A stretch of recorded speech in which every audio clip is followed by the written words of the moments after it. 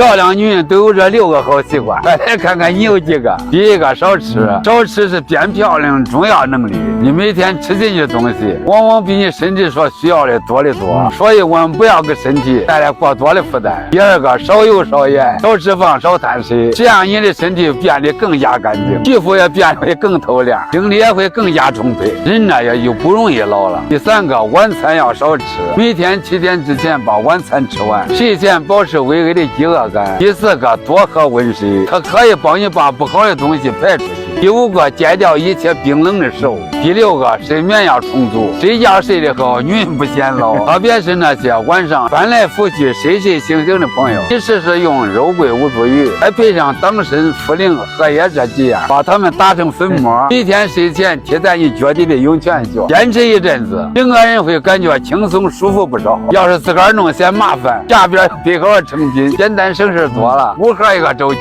每天一贴算下来不贵，有需要的朋友可以去看看。